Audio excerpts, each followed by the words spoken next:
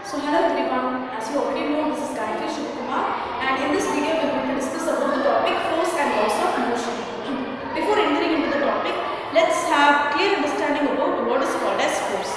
So force is nothing but push or pull upon an object. Let us consider this is an object, okay? So when you apply force, the object begins to move. So this is called as force. So force is nothing but push or pull upon an object. And force was discovered by the famous scientist named Isaac Newton, and the SI unit of force is also Newton. Okay, so now let's discuss the properties of force.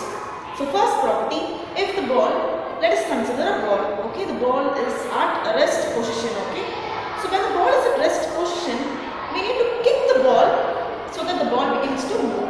So in this case, force is required. So we can conclude that force is required for the object at rest motion. Okay. So the next property is when the object is moving, force is required to stop the moving object. Let us consider a ball is coming towards me. I have to stop the ball. In this case, I have to keep my leg to stop the ball. Correct. So in this case also force is required. And the third property is force is required to change the speed of the object. For example, let us consider the tire. Okay, the tire is rolling on the road. So to increase the speed of the tire, what we should do? We should continuously give force to the tire so that we can change the speed of the tire. And the fourth example, we can say that force can change the direction of the object. For example, in the football ground, when the opponent is kicking the ball, we have to kick the ball towards our goal, correct? So in this case, force is required to change the direction of the ball. And the fifth one, force is required to change the shape and size of the object. When you take an example of dove, okay, when you mix water and give force to it, you can change the shape of the object.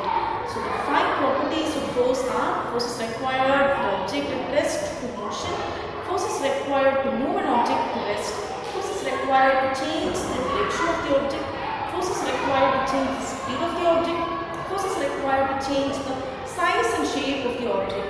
And next, we are going to discuss about the topic motion. So what is called as motion? So motion is nothing but movement of the object. For example, if I walk, I am in motion. If a train moves in a straight path, it is called as rectilinear motion. In the fan rotates, it is called as circular motion. There are various types of motion. So now let's discuss about the laws of motion. So Newton proposed three laws. That is Newton's first law, Newton's second law and Newton's third law. So speaking about the Newton's first law is otherwise called as law of inertia. Okay. So before entering into the topic, let's have clear-cut knowledge about what is called inertia. So inertia is nothing but adamancy to change our state. For example, if you are watching your favorite movie, let us say as Leo, if you are watching your favorite movie and your mommy asks you to buy some vegetables, you will not go at that time, but after some time you will definitely go and get her.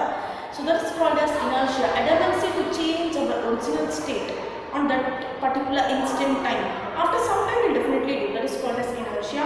Another example we can take is during your winter holidays, your book will be in bag unless and until your mother tells you to open and read the book. Otherwise the book will be always in the bag, correct? So in this case also inertia is there, the adamancy to change your state. So this is Newton's first law. So Newton's first law states that every object continues to remain in state of rest or uniform motion unless acted upon by an external force. For example, if the object is at rest, it continues to remain at rest. If the object is in motion, it continues to remain in uniform motion unless acted upon by an external force. That is Newton's first law. And next, Newton's second law. So Newton's second law completely measures what is force. As you already learned about force, so Newton's second law completely measures the force. And also, Newton's second law explains the concept of momentum. So let's see what is momentum. So let us take a bowler, let us say as Bumrah. So Bumrah is a bowler, right? He is going to bowl the ball, okay? So ball will be having certain mass and he will be throwing with a certain velocity. So ball is having momentum as well as velocity, correct? In this case, mass and velocity combined, right? Which means when he is throwing the ball is moving, correct? This is called as momentum. point